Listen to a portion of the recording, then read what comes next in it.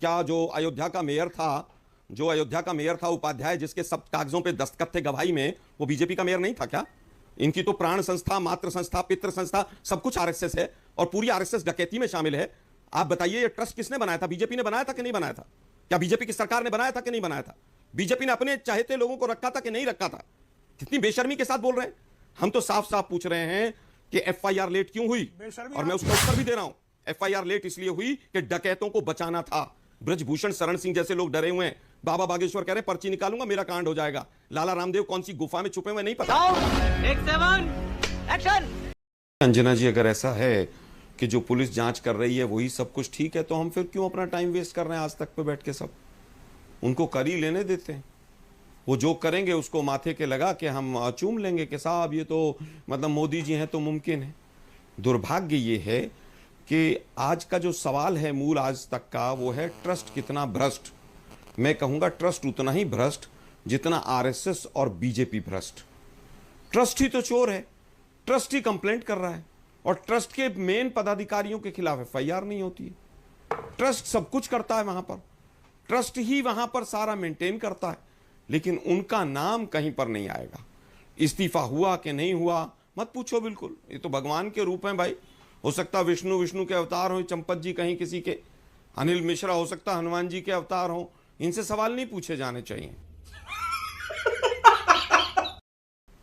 दुर्भाग्य यह है कि पूरा का पूरा जो प्रकरण पिछले 1 महीने में आया है, वो उसमें सजा की जगह बचाया कैसे जाए, अभयदान कैसे दिया जाए, उस पर काम हो रहा है। ट्रस्ट को भंग क्यों नहीं किया गया, किसी के पास जवाब नहीं है। सुप्रीम कोर्ट मॉनिटर्ड इंक्वायरी क्यों हो, लोग सवाल पूछ रहे हैं हमसे। सुप्रीम कोर्ट मॉनिटर्ड इंक्वायरी इसलिए हो कि पुलिस वाले डरेंगे कि सुप्रीम कोर्ट का डंडा ऊपर है। अभी किसी का कोई डंडा नहीं है। अब तो जो बीजेपी और आरएसएस चाह रही है वैसे जांच करा रही है। आज तक ये ऑडिट रिपोर्ट सार्वजनिक क्यों नहीं हुई है? कोई भी मांग क्यों नहीं करता है? वो सीसीटीवी का बैकअप क्यों नहीं खंगाला गया है? मिनिस्ट्री ऑफ इंफॉर्मेशन टेक्नोलॉजी कहां सो रही है? अरे भाई आपके पास तो सब तमाम चीजें हैं। वो मोदी जी के ड्रोन जो उड़ते थे, मोदी जी कहते थे मैं ड्रोन से पकड़ लेता हूं। वो double engine, triple engine, 4 engine की सरकार थी और योगी जी रिकॉर्ड बना रहे थे अयोध्या जाने का। ये ऑर्गेनाइज्ड लूट थी, ये ऑर्गेनाइज्ड क्राइम थी, और ये बीजेपी आरएसएस ने ऑर्गेनाइज्ड तरीके से काम किया। और जिस तरह से इनको आज अचंभा हुआ कि ये लूट जल्दी पकड़ी गई, एक दिन वोट चोरी भी पकड़ी जाएगी। और हम और अंजना जी आप डिबेट करेंगे, एक दिन नोटबंदी का कांड भी पकड़ा जाएगा, एक दिन पूरी तरह से पीएम केयर फंड के आंकड़े भी सामने आएंगे, और हम फिर दोबारा आज तक पर बैठकर ठीक है। प्रेम शुक्ला जी एक जवाब इस पर दे दीजिए, फिर मैं जाऊंगी मलूक नागर जी के पास। बहन डर गई। जवाब दीजिए इसका प्रेम शुक्ला जी। देखिए, सुप्रीम कोर्ट की जो लोग बात कर रहे हैं, सुप्रीम कोर्ट में तो याचिका लगाई गई थी और सुप्रीम कोर्ट के विद्वान न्यायाधीशों ने कहा कि कोई आसमान नहीं फट रहा है, जांच होने दीजिए। ये सर्वोच्च न्यायालय की भूमिका है, ये मेरी भूमिका नहीं है। जहां तक अवतार की बात है, तो अवतार तो फिरोज का पौत्र जो है, जिसकी जाति का ही पता नहीं है, वो परशुराम का अवतार होता है भाई। अवतार तो एक ही हुआ है, वो है फिरोज का पौत्र। मैं उत्तर दूंगा, उसके अलावा कोई अवतार नहीं है। बाकी सारे जो है साधारण मनुष्य हैं। और लूट तो नेशनल हेराल्ड की हुई। स्वतंत्रता सेनानियों द्वारा स्थापित ट्रस्ट को चाची 420 लूट ले गई, और लूट लेने जाने के बाद जब कार्रवाई हुई तो कांग्रेसी प्रवर्तन निदेशालय पर मोर्चा निकाल रहे थे। चोरी और सीनाजोरी इसको कहते हैं। आज भी जो राम जन्मभूमि के चढ़ावे की चोरी में भारतीय जनता पार्टी का कोई कार्यकर्ता दूर दूर तक संलिप्त नहीं पाया गया, लेकिन कांग्रेस की अध्यक्षा चोरी के 420 के केस में आज भी जमानत पर छूटी अभियुक्त हैं। अपोजिशन लीडर लोकसभा के श्रीमान राहुल गांधी 420 के केस के अभियुक्त हैं। तो साफ तौर पर यह दिखाई दे रहा है कि 420 कौन है, चोर कौन है, किसने इस देश को चपत लगाई। दोगला आदमी है, हम इसकी बात पर भरोसा नहीं कर सकते।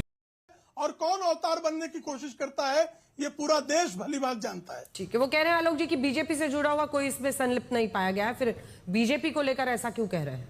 क्या जो अयोध्या का मेयर था जो अयोध्या का मेयर था उपाध्याय, जिसके सब कागजों पे दस्तखत थे गवाही में, वो बीजेपी का मेयर नहीं था क्या? इनकी तो प्राण संस्था, मातृ संस्था, पितृ संस्था, सब कुछ आरएसएस है और पूरी आरएसएस डकैती में शामिल है। आप बताइए, ये ट्रस्ट किसने बनाया था? बीजेपी ने बनाया था कि नहीं बनाया था? क्या बीजेपी की सरकार ने बनाया था कि नहीं बनाया था? बीजेपी ने अपने चाहते लोगों को रखा था कि नहीं रखा था? कितनी बेशर्मी के साथ बोल रहे हैं। हम तो साफ साफ पूछ रहे हैं कि एफआईआर लेट क्यों हुई, और मैं उसका उत्तर भी दे रहा हूं। एफआईआर लेट इसलिए हुई कि डकैतों को बचाना था। ब्रजभूषण शरण सिंह जैसे लोग डरे हुए हैं। बाबा बागेश्वर कह रहे पर्ची निकालूंगा मेरा कांड हो जाएगा। लाला रामदेव कौन सी गुफा में छुपे हुए नहीं पता है। बैंड बज गया। एसआईटी बनाई बिना एफआईआर, एफआईआर लेट की। जब डकैत पकड़े गए तो डकैतों का पुलिस रिमांड नहीं लिया। पुलिस रिमांड ले लेते तो वो हैंडलर के नाम बता देते। जो बड़े मगरमच्छ नागपुर और दिल्ली बैठे हैं उनके नाम बता देते। वो पुलिस वाले तो 4 घंटे में सब कुछ उगलवा दें। लेकिन तरीका यह है कि बचाया कैसे जाए। गांधी फैमिली को कोस दो, फलाने को कोस दो। अरे 12 साल से आपकी सरकार है, ईडी सीबीआई आपके पास है। राहुल गांधी, सोनिया गांधी, किसी ने गलत किया तो एक्शन क्यों नहीं लिया? केवल आपको 12 साल में प्रिलिमिनरी इंक्वायरी कर पाए और उसमें भी क्लीन चिट मिल गई। दुर्भाग्य यह है कि आप पढ़ते नहीं। क्लीन चिट भी आप ही की सरकार ने दी। क्या राउज एवेन्यू ने क्लीन चिट नहीं दी? लेकिन उसके बावजूद मैं कहूंगा कि जिस दिन चंपत राय को पकड़ेंगे आरएसएस की पोल खुल जाएगी। इसलिए चंपत राय नहीं पकड़ा जाएगा, इसलिए अनिल मिश्रा नहीं पकड़ा जाएगा। अनिल मिश्रा, चंपत राय कहीं मरवा ना दें।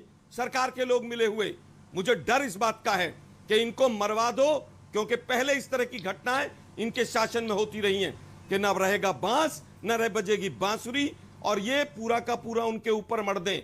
मैं तो चाहूंगा कि इन दोनों को सिक्योरिटी दी जाए और सिक्योरिटी में रखा जाए, क्योंकि यही असली डकैत हैं। डकैत ही मारे गए तो हैंडलर जो बैठे हैं, जैसे आतंकवादियों के हैंडलर पाकिस्तान में बैठते हैं, इन डकैतों के हैंडलर नागपुर और दिल्ली में बैठे हैं। नंगा करके नहला रहा है। पता चला आतंकवादियों को मरवा दिया और हैंडलर का नहीं पता चला। तो आलोक जी, क्या करना है? इनको अरेस्ट करना है या इनको सिक्योरिटी देनी है? बिल्कुल अरेस्ट कीजिए इनको। अच्छा, शुक्ला जी, आप सीधा रिस्पॉन्ड कीजिए। जो शक वो जाहिर कर रहे हैं इस पर रिस्पॉन्ड कीजिए। उसके बाद मैं जाऊंगी मलूक जी के पास। ना हो, पता चले क्रिमिनल्स और थे वहां पर। देखिए, हत्याएं करने का जो बीजेपी शासन में कुछ भी हो सकता है। हत्याएं करने का रिकॉर्ड जो है वो नेहरू गांधी का फर्जी परिवार उसके पास है। डॉक्टर श्यामा प्रसाद मुखर्जी की हत्या कैसे कराई गई लोग जानते हैं। ताशकंद फाइल्स बताता है कि लाल बहादुर शास्त्री की हत्या कैसे कराई गई थी, और ललित नारायण मिश्र की हत्या की फाइल सीबीआई जो है वर्षों जांच के बाद भी खोल नहीं पाई। तो हत्यारे कौन है लोग भली भांति जानते हैं। किस तरह से संजय गांधी की भी एक्सीडेंट को लोगों ने हत्या माना, और श्रीमती इंदिरा गांधी की हत्या में भी क्यों उनका जो गोली लगने के बाद दूर के अस्पताल क्यों ले जाया गया, ये हमेशा संदेह के घेरे में रहा। अब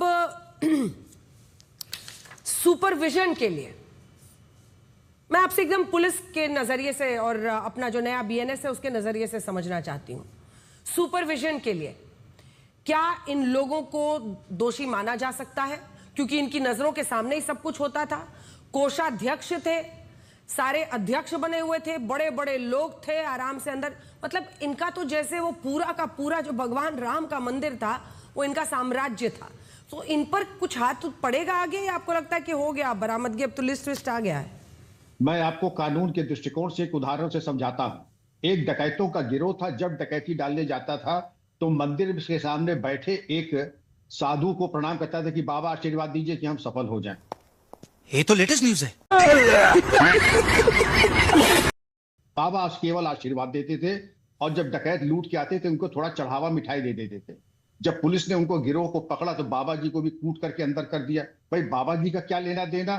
कि बाबा जी ने डकैतों का मनोबल बढ़ाया, उनको एक सही राय नहीं दिखाई, और भले ही प्रसाद खाया और नित्य प्रसाद खाते थे, हर डकैती के माल का भले ही आधा % लेते हो, इसलिए वो बराबर के हिस्सेदार है। पुरानी आईपीसी में धारा 120 भी, वर्तमान में 134 बीएनएस में एक राय होकर एफआईआर में लिखी है, एक राय होकर के और गिरोह बना करके। गिरोह में चाहे कोई कत्ल करे या कोई डाका डाले या केवल वहां मौजूद रहे, मूक दर्शक बना रहे, संलिप्तता बराबर की और सजा बराबर की होती है। मैं उम्मीद करता हूं कि हमारे विद्वान भी समझ गए होंगे। आप भले ही मूक दर्शक बने हो, लेकिन गिरोह की जानकारी में अगर आपने गिरोह ने अपराध किया है, आपकी संलिप्तता बराबर की है।